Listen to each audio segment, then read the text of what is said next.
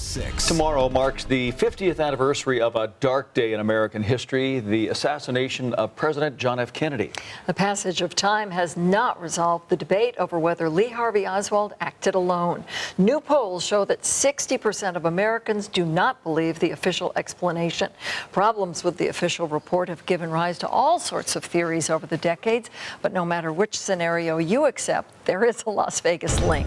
George Knapp of the I-Team is here to explain. There's always a Las Vegas There link. is. Half a century ago, a small army of FBI agents swooped into Las Vegas to look for possible links between our city and the dark events in Dallas. Theories abound even today. The mob did it, the Cubans, the Russians, the CIA, Lyndon Johnson, or maybe all of the above. 1,400 books, countless TV specials, news reports, and conspiracy websites have explored the various scenarios. Las Vegas plays a role in pretty much all of them, even the official conclusion that Lee Harvey Oswald acted alone.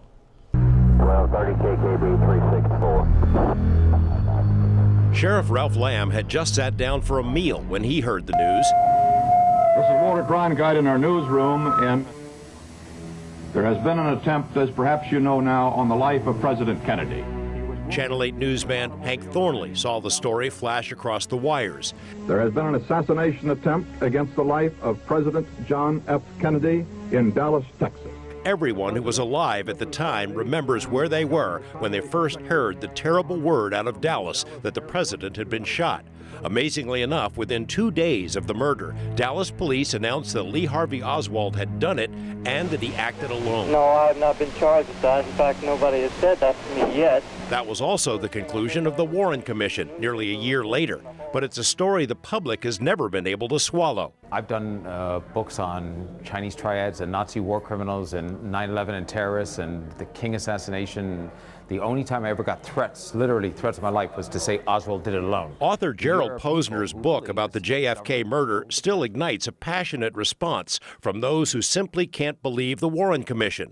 Posner, who was in Las Vegas last month for a panel discussion at the Mob Museum, agrees with the ends but not the means. They should have pursued every lead. The FBI and the CIA lied to the Warren Commission. The Warren Commission got the shooting sequence wrong. There's so many mistakes in this. The autopsy of the president was terrible.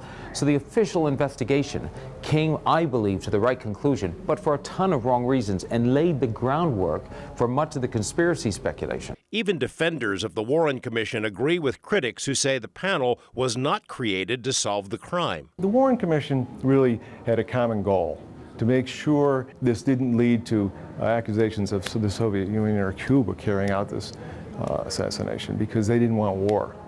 So, you would say, okay, to prevent war, it was simple. Just have a lone gunman. But when nightclub owner Jack Ruby murdered the lone suspect on national TV, conspiracy theories kicked into high gear. Did he fire the weapon at the president?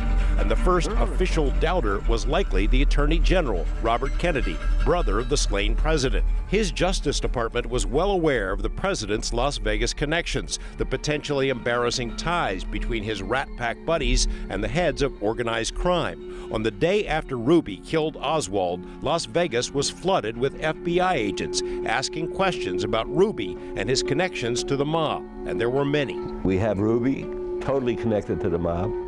He worked for a man named Red Dorfman in Chicago. Red Dorfman was a brutal union mobster. He was a part of the mob. And that was, Ruby worked for him in Chicago. Okay, who was Red Dorfman? The father of Alan Dorfman, Hoffa's best friend. Whoops, here we go again.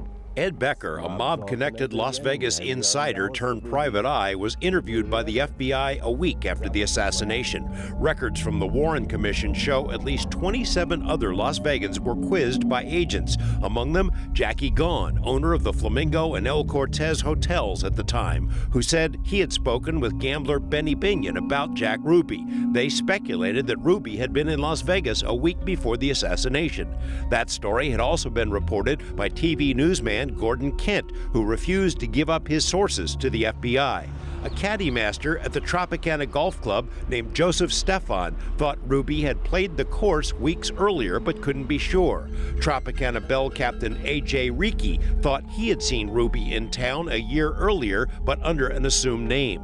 The FBI's primary focus in Las Vegas, though, was on a longtime casino manager named Louis McWillie. McWillie had known Ruby since the early 50s, spent time with him in mob-owned casinos in Havana, and spoke often by phone. In Cuba, McWillie had worked for mob boss Santos Traficante, but told the FBI he doubted that Ruby knew any of the big-name mafioso. He was here, you know. He was here in Las Vegas? Ruby, sure. McWillie, who was the pit boss at the Thunderbird and Lansky's right hand here, a week before the assassination, Ruby sent McWillie a .38 revolver.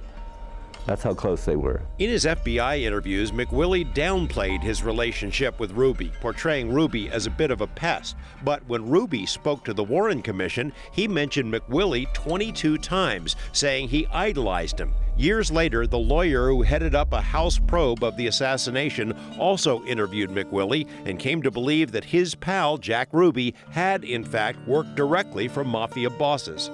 People like Traficante in particular didn't have their money in banks. They had them in the ground. And they had to send people in to Cuba who were not connected with them to bring the money out. And I think that's one of the things that Jack Ruby was doing. Contrary to the Warren Commission report saying Oswald acted alone, Robert Blakey and the House Assassinations Committee decided years later that JFK might have been the victim of a conspiracy, possibly involving the mob. One Las Vegas man who told the FBI he heard mafia bosses planning the assassination will tell his story tonight at 11, and then we'll be back tomorrow night at 6 with the conclusion looking at LBJ, CIA, a lot of very unpleasant possibilities. Thank you, George. Thanks, George.